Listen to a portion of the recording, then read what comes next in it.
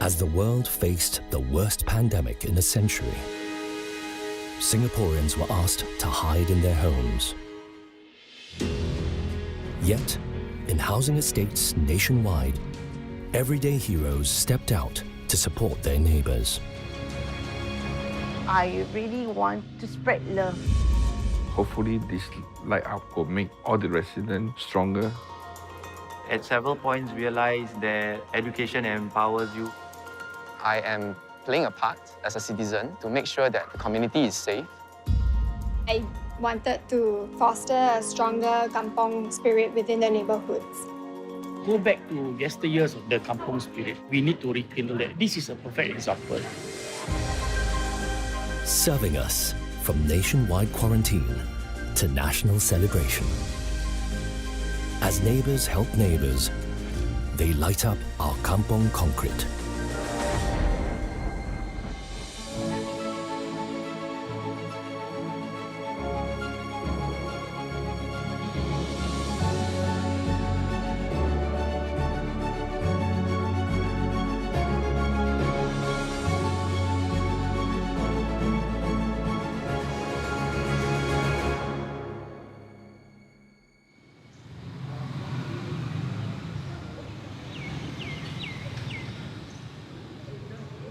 People say Singapore's become a concrete jungle, but I say it's a concrete village. It's our kampong concrete. Singapore's long-lost kampong housed tight-knit communities. We romanticize these villages where everybody knew everybody, and neighbours looked out for each other.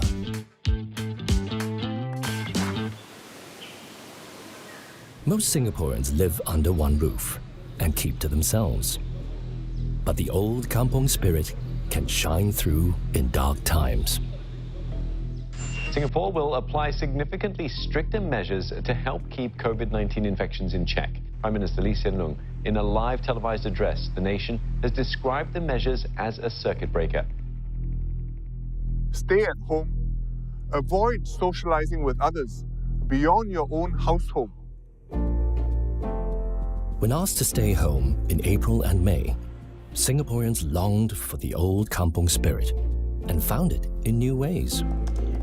From her flat west of Singapore, this young woman spurs a community movement. My name is May. I'm currently working as a product manager in the fintech industry. May Tan used her industry skills to kickstart Kampong Kakis. Her website matches people in need with befrienders in their neighbourhoods. On our website, people who are kind neighbours and willing to help can sign up with us as a neighbour volunteer. On the back end, we use technology to pair them up together by their proximity and the types of assistance that they can give or that they require.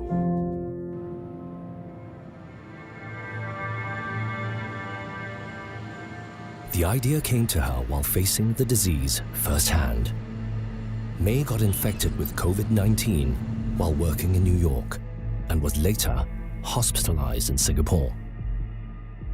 Being hospitalized was my chance to really take a pause and reflect. And I realized, if I died tomorrow, I haven't really lived life the way I wanted to. So one of the convictions I had recovering was that I should try and do something to help someone. When May recovered, she partnered her longtime friend Denise and her neighbourhood community leader Michelle to launch Kampong Kakis. Together, they recruited volunteers from estates across Singapore. The response actually picked up really quickly. We already have close to 600 volunteers. So far, we've helped to match 40 of our kaki in need. I feel like the energy is definitely picking up, and we really hope that it can be sustained going forward. Yeah. Meanwhile, in the east of Singapore, the Fengshan community has a champion who is a big man with a big heart. he has a hands-on solution to protect the community from COVID-19. With the help of his son and volunteers, Kee Sek Soon installed over 200 hand sanitizers in elevators across housing estates in Tangshan. Today, Kee and his son are checking if the sanitizers need replacing. When we are free, we try to walk around to refill the sanitizer. Or when the sanitizer is loose, then we try to fix it back again. Due to the COVID-19, I think everybody was worried and everybody tried to be clean. Kee also shops for food and supplies for isolated elderly residents and distributes essential items and care packs to families in need. It's part of his work as a volunteer and grassroots leader. Hello, we are from the Fengshan CC. We are coming over to your house in 30 minutes time. Even there is a lot of challenges now, I and other volunteers still carry out our work to help the needy so that they are not left out.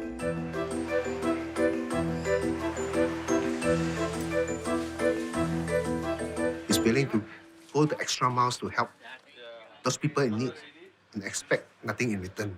Maybe it's because of his background previously when he was young. He's not so well off.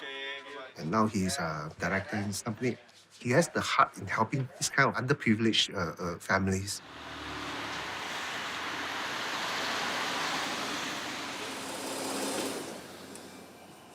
Apart from volunteering, Kee runs an engineering and building company. His business has been hurt by the pandemic, and many of his workers have been quarantined. I have about 30 migrant workers. I have migrant workers working for me for 15 years. So every now and then I will call him to see how the workers are doing. There is another one in the MHA. Yeah, that one now stay in Sengkang. Oh, they changed place. Yeah, change place. And only my wife and my son are able to come to the office to do some paperwork. As and before, 2003, we are facing SARS. 2008, we are facing the economic crisis. And this time, we are having the COVID-19. I think every bosses have to be thinking positive. In Singapore, COVID-19 rapidly infected thousands of migrant workers as they lived in densely populated dormitories. Where there are outbreaks, migrant workers have been quarantined in their dorms. To enforce these quarantines and ensure social distancing, the police have been deployed. Okay, guys, another day. So hope you all look after each other, keep your distance. When you're doing it, put on your mask, your PPE, everything. Tan Chi Wee is a school teacher who has volunteered with the Singapore Police Force for 18 years. He's been sacrificing his school holiday break to support the police serving the dorms. So during the circuit breaker, I was involved in the food delivery for the meals for our officers, our SPF officers, as well as the FAST team in the dormitories. So now we are packing the dinner for them. Yeah, and we need to count the quantity as well as the type of food, like vegetarian and non-vegetarian. We're going to a dormitory in the western part of Singapore. We are making 2 trips today for this particular route. I think we just stay on top since it's the school holidays. So for the month of May, yeah, I've been helping out. We always make sure that we are wearing our masks and our gloves when we are near the dormitories. I find that it is important that because our fellow police officers are also doing their duties at the dormitories, I will want to be also at the front line supporting them. Hello, hi, is it Jeffrey? Hi, we are here to deliver the dinner. Yeah, thank you.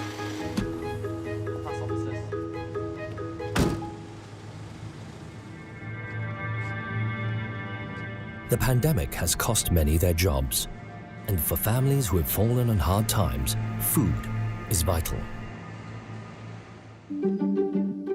Our next hero wants to make sure no one goes hungry. Nizar Shariff is the founder of the charity Free Food for All. Here we are heading out to Block 162 Yishun. That's where we have our fridge restock program every Friday, courtesy of Red Mart, where they donate to us items that has a short shelf life. Well, the initial concept of the fridge, anyone within the block of residents would be able to take the items and make it like a fridge, take what they need, leave what they don't. That has actually enhanced the food security element of the residents at Block 162. But because of the pandemic, the demand for food has risen and supply has been limited. So the concept of everybody being able to take what they want can no longer apply. And our volunteers there will make sure that everything is distributed.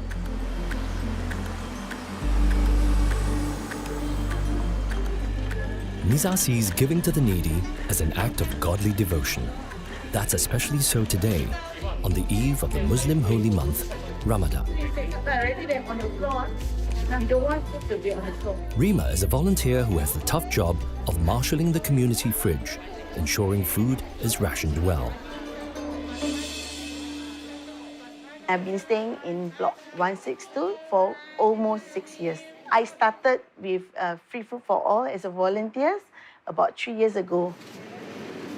Rima says she knows the pain of going hungry. I went through a lot during my divorce, and I was alone with my son. When I just shifted here, my son and I were really shortage of food. But we were so shy to ask. So I can really understand why these needy, they really need food. I really want to help these people. No matter what, they still have food on the table. I'm still there for them. Everyday heroes go beyond the call of duty. They are determined to serve and protect Singapore when called upon. And May's newbie do-gooders discover that serving takes more than willing hearts.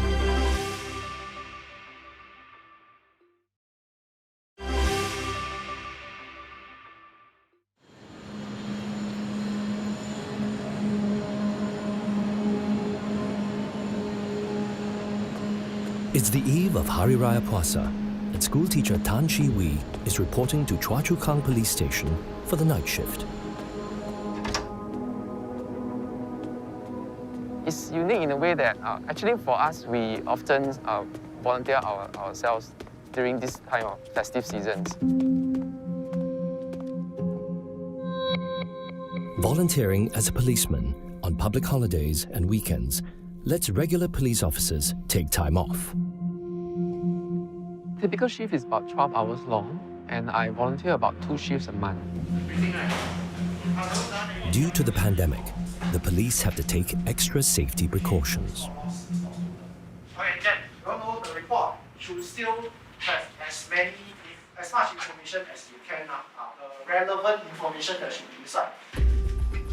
We also need to practice safe distancing measures, and we will also have to equip ourselves with the personal protection equipment.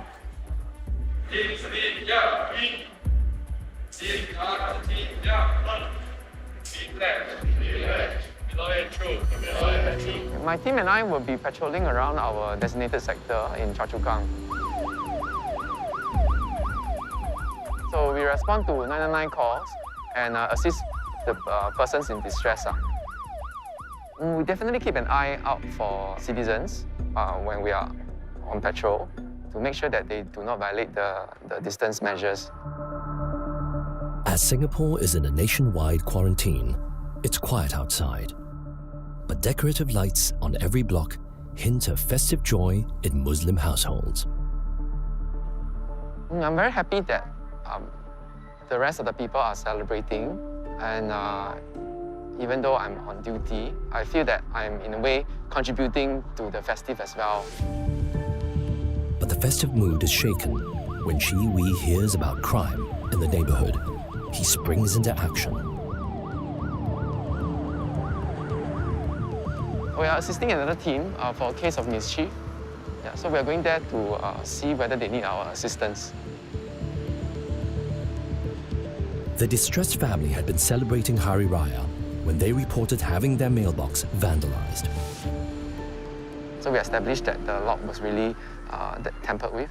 So we had to take photographs and also assist them with the reporting of the incident. And the investigating officer will follow up subsequently.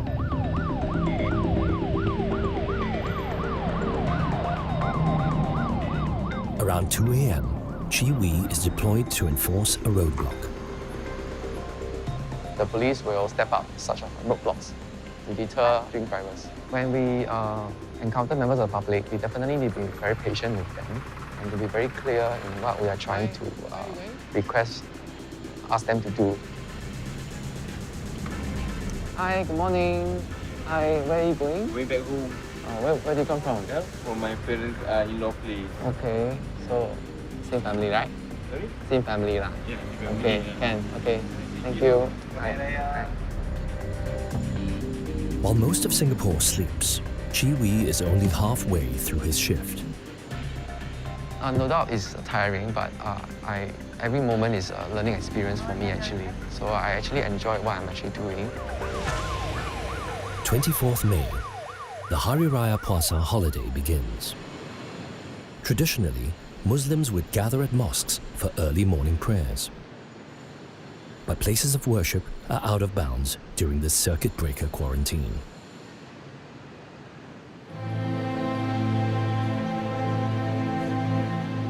The holiday spirit may have been dampened by the pandemic, but it's inspired others to give back in a big way.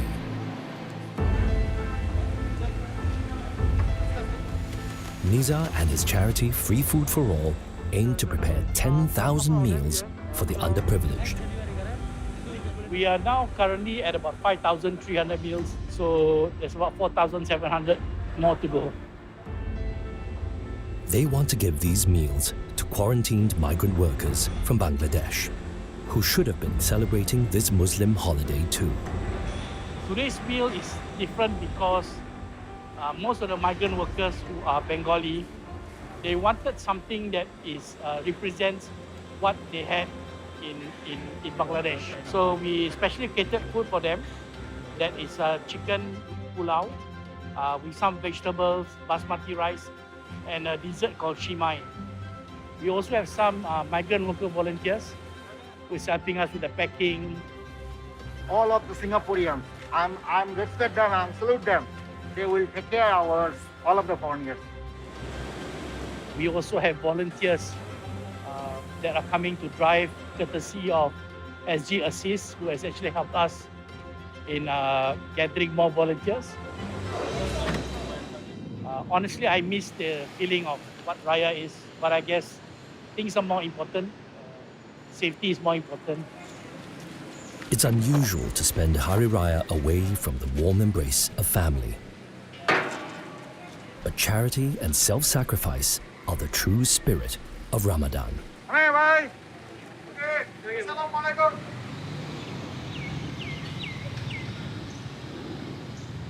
After 2 months in lockdown, on June 2nd, the country begins easing quarantine measures.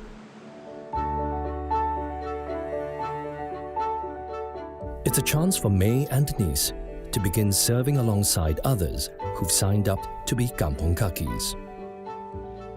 Today, May and her volunteers are helping another group, Beyond Social Services, to share Hari Raya gift bags with their beneficiaries.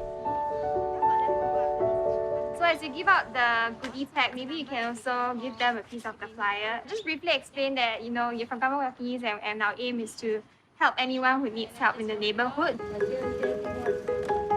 Every pack is the same. You can pack all the 9. Pack all 9 first.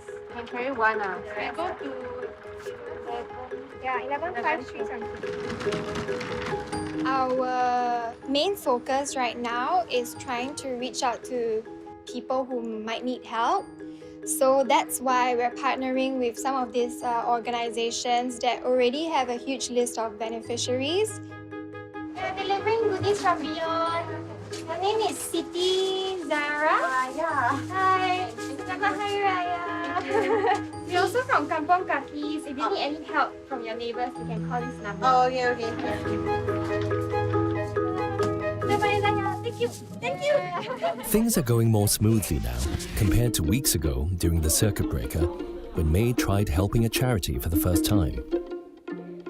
When we were there that day, I expected it to be a bit more orderly, but I didn't expect that the elderlies would just rush forward to pick up their meals and therefore not adhering to safe distancing rules, which is why it was important that we had more volunteers to remind them to do that. Since then, they've learned to ensure social distancing while serving people in need. We're going to 545, 549 and 551.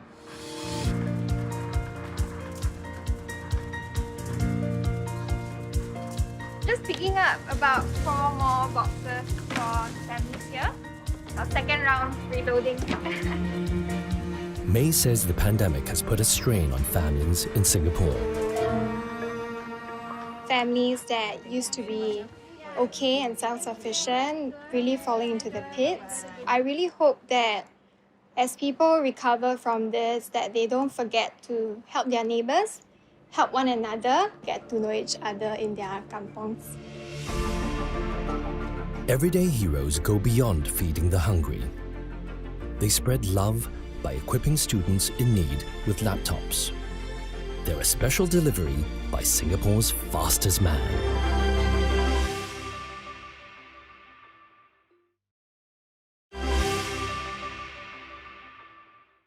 Schools will reopen in phases in Singapore from the 2nd of June, with priority given to certain groups of students, like those taking national exams this year. More safe distancing measures will also be in place. After weeks of home-based learning and a month-long holiday engaged in police work, Mr. Tan hasn't been back in a classroom in 6 weeks. So today is the first week after circuit breaker, so I'm back in school and I'm going to have a lesson later in my secondary 4 class for mathematics.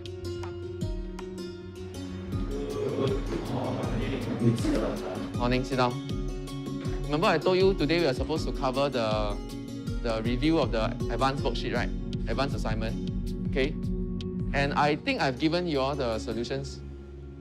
I think for the past 2 months, one of the main challenges for the students would be that the fact that they have been mostly at home. So there is reduction in the interpersonal communication. So I guess we'll have to start working on that first. Get them back, to the mode of like classroom interaction and classroom learning and teaching and learning as well. Before the schools were reopened, Mr. Tan had to conduct math lessons from home. A radical change that took him out of his comfort zone. We differentiate this family of curves, we get the same. When this full home-based learning kicked in, there were difficulties like we couldn't get everyone to be online at the same time. Maybe there were technical issues that they couldn't connect to the teleconferencing platform. But gradually, we overcame it. The main challenge for teachers would be to ensure that no child gets left behind. Our next hero is determined to give students a fair start in life. He is UK Sham, Singapore's fastest man. Sham holds the national record for the 100-meter dash. But what makes Sham a hero isn't his abs of steel, but his heart of gold. I was thinking about how I can help the community in some way, and I also realized that this home-based learning movement was going to start. And then we realized that actually the shift may not be so smooth because we cannot assume that everyone owns a laptop. And that's when we realized that, okay, maybe we might need to try and help kids or families that may not have a laptop or may need 1 or 2 laptops. And then I actually quickly called Mark Richmond, who's my colleague and very close friend, as the heads Team Singapore. And then I pitched the idea to him. Sham reached out on social media for people to donate laptops and also to schools who are in need. The post went viral. And then immediately we started the ball rolling. So we like galvanized a whole big team of Team Singapore, athletes, and then we started like collecting laptops from people who donated it. I think initially, like at certain stage, we said okay, we wanted to help with like 600 laptops, and then of course it amplified a lot. So it went way beyond that. Sham is passionate about helping less fortunate youth level up because he too has humble roots. I didn't come from a wealthy family and I was from a single parent family. And especially for me, at several points realized that education empowers you and like dignifies you, and it's what you call like a social leveler. I think I carried on also because there were a few people in my life that picked me up when I fell down. Mr. Kunalan is very well known in the community, and I met him when I was a youth, and of course I think when you are a sprinter, everyone would look up to him because he was essentially like the fastest Singaporean in history. He actually supported me a lot in terms of like he was giving me coaching advice, and I mean he was like sort of like a father figure on some level, like being a mentor.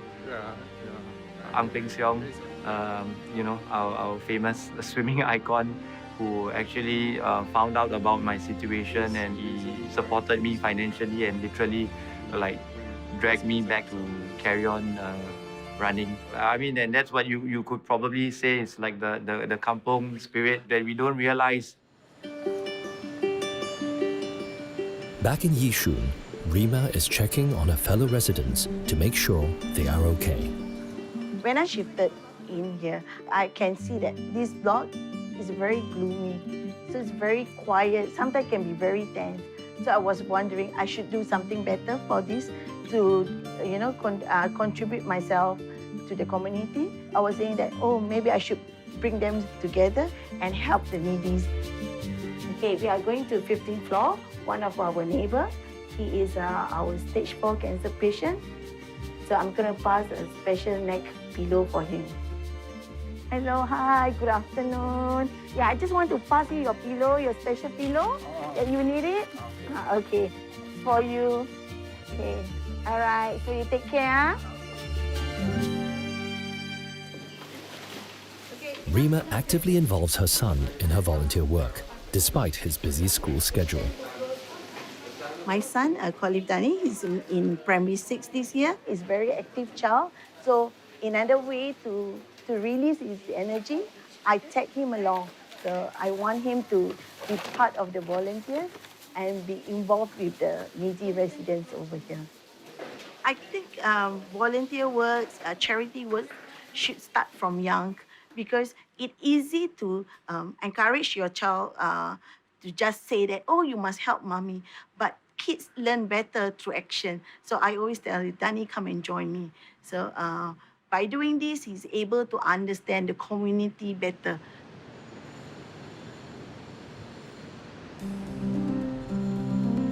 May's online service Kampong Kakis links people in need with volunteer befrienders in their neighborhood. So we're at Bukit Mara today because we have a few kakis in need here. And we are meeting one of our volunteers, Shi Ai, to buy some grocery packs for her kaki in need and visit her today. Should we get tofu? Get some tofu for her. Yeah, I think she likes some mangoes. I got her mangoes last week. Oh, okay, yeah. Can I get more mangoes? I work in the travel industry, which is badly impacted by COVID, and so I happen to have a lot of free time these days. So I just thought, to do something more meaningful with my time. Madam Chua is in her 90s and she has a son in his 60s who has mental disabilities. This one. Madam Chua, 你好。我又来了。我们带了东西给你。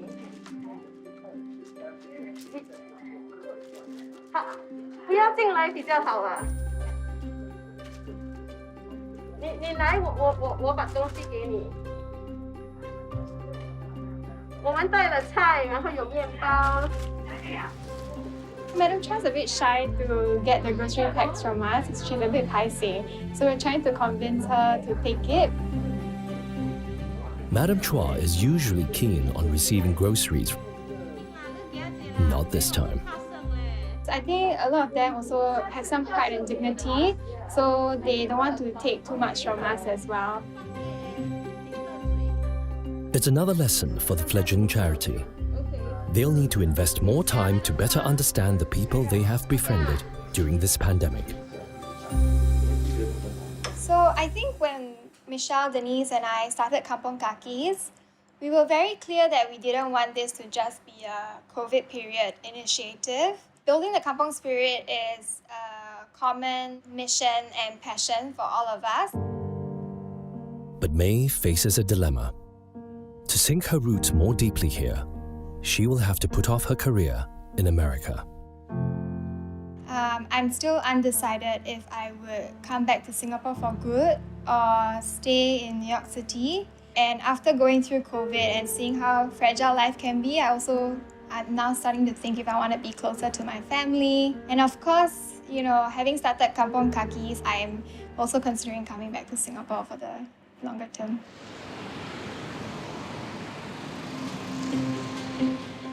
As June ends, just over a month remains before Singapore's National Day.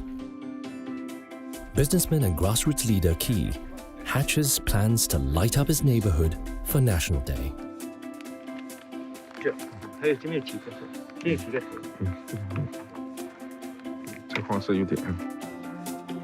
I came here because the LED strip is not enough, so we need to buy extra for the moon and star. Key is funding the project from his own savings, but he can't do it all alone. Friends from his grassroots committee gladly volunteered. When I heard that he's doing all this project during this kind of period, decorating the function estate, we were very happy because during this period, everyone is at home, and he's the one pushing forward and help to decorate the area so that function looks more vibrant. They aim to assemble the LED strips into 3 large Singapore flags. The big one is 4 meter by 6 meter. This will actually place on the ground as almost at a backdrop. So the other one is about 1 meter by 1.5 meter, which we try to hang onto the flag. Lining up the pieces is one thing, but will they light up? I'm not electrical trained, so I need advice on the electrical parts. Whether the LED is using a 12 volt, 24 volt, or the ampere is it enough for the whole flat. So hopefully that give us 4-5 days to install the lights, and after that we can fix it up on the site. On the brighter side of things, Key's business is slowly regaining momentum as some of his migrant workers are back at work. Not all the guys are back. Some are here working. The other is at the dormitory, still cannot out yet. About 8 of them are able to work at the moment. But due to the COVID-19, we are not able to access the site every day. But not everyone will be sticking around for the festivities. And uncertainty remains around how schools can mark National Day. What's for sure is this will be a national celebration unlike any seen in decades.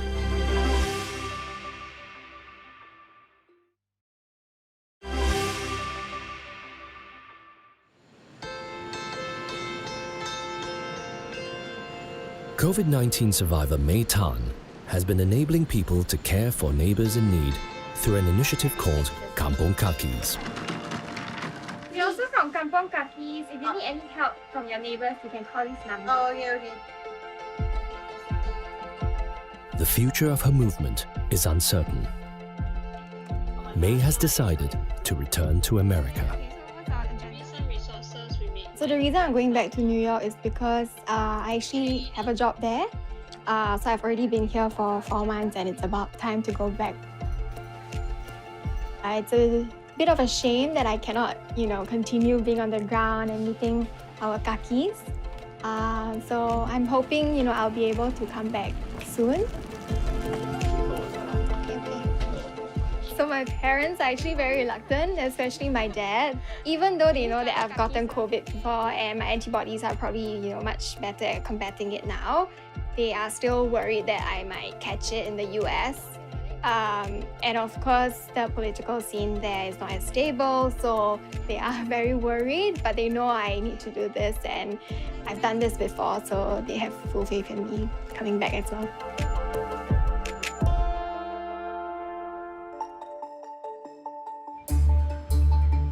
Former national athlete UK Sham raced to get laptops to needy students when schools were shut. I think because I came from a background that wasn't so stable, I think it resonates with me. He and Team Singapore athletes reached out on social media for people to donate laptops. The post went viral and caught the attention of Engineering Good, a non-profit that empowers disadvantaged communities with refurbished computers.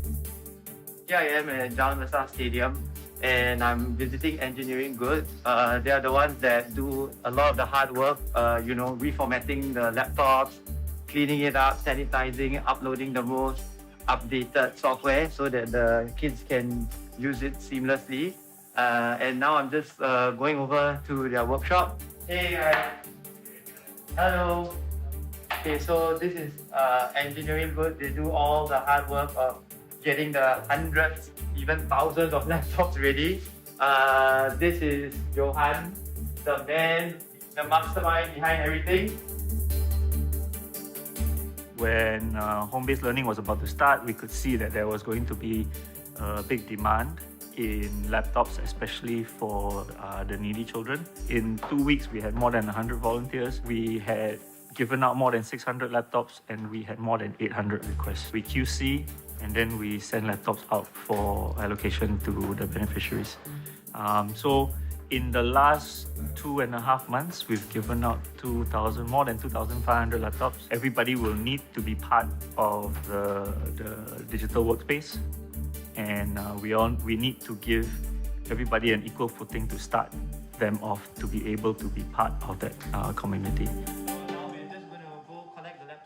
And obviously, in this day and age, we know that the internet and a computer is a window of knowledge. So I think it's an amazing tool. To me, I feel that I played just a small part in the whole larger scheme of other people who did a lot of tougher stuff.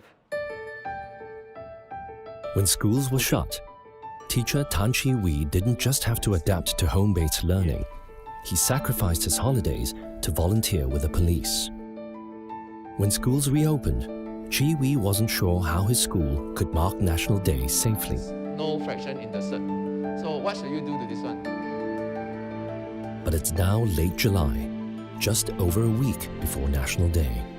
Chi Wee, who is also the teacher in charge of the school's National Police Cadet Corps, planned a simple yet meaningful ceremony. Kepulauan bendera, masuk, bars. Masuk. So because of the COVID-19 situation this year, we are not able to have a formal parade. So we are recording a short ceremony where the students from the uniform groups, they are bringing in the flag, the state flag, and then we will carry on our flag raising ceremony and pledge taking. And after that, we'll be having an online concert for the school. The students were definitely disappointed, but they understand that we are not able to have a full parade this year.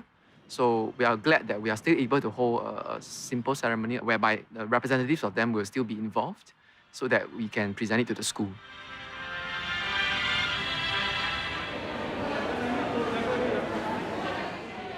National Day is a week away. As families continue to struggle to make ends meet because of the pandemic, at Yishun Block 162, RIMA has organized a special flea market to uplift the neighbours. Our flea market is called Take What You Need. We have this reward system where actually they can redeem the items that the donors donate, example like food, like clothes, masks, kids' masks, diapers, or the adults' diapers. So instead of paying cash, they redeem through their rewards card. This reward card was given to them based on every time when they come down to collect their items, they were given one stamp for each distribution with recycle bag. Rima knows well the plight of her neighbours. She too fell on hard times in the past. I want to pass your essential item. This year, she's given up her job not only to help her son with his primary school leaving exams, but also to concentrate on her volunteer work. Rima's mentor Nizar says Rima has really grown as a volunteer and community organizer. I'm very proud of her. You know, we've been doing this for several years, and we have tried to do this, which is to empower a volunteer. They've been so good in the sense that they've been able to find their own donors and arrange everything themselves. So this gives me a very feel-good factor where I can sit back and say, hey, okay, Yishun is really well taken care of. Elsewhere, in the suburb of Fengshan, community leader and businessman Ki Sek Soon wants to light up spirits in his neighborhood. So today we are putting up the big flat and the 2 side panel. So my guys is helping out to do the installation now. Ki says he's glad to have more of his skilled migrant workers back to help with this complex setup. In the beginning stage, we designed the flat as a 4 by 6 meter. But due to the ampere, we have reduced the size to this. After the installation, we will try to light up tonight, so to see the brightness and so on, see whether it can work, function properly. I'm excited to see the lights up. While the lights get finished, Ki and his volunteers handle another mission, distributing National Day fun packs.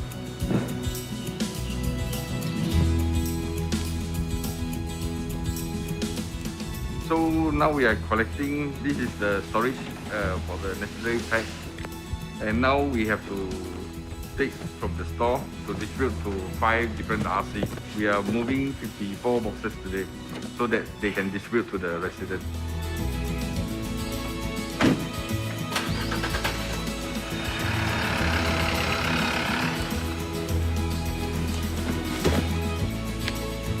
We are now at 186 temporary CC. So we are having a station here to give out the fun pack for the residents.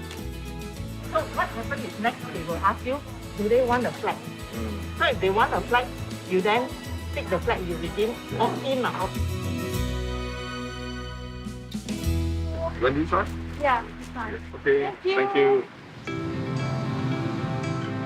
Okay, now everything's ready. So we count 1, 2, 3, then we try to light up and see how's the outcome. 1, 2, 3. Nice.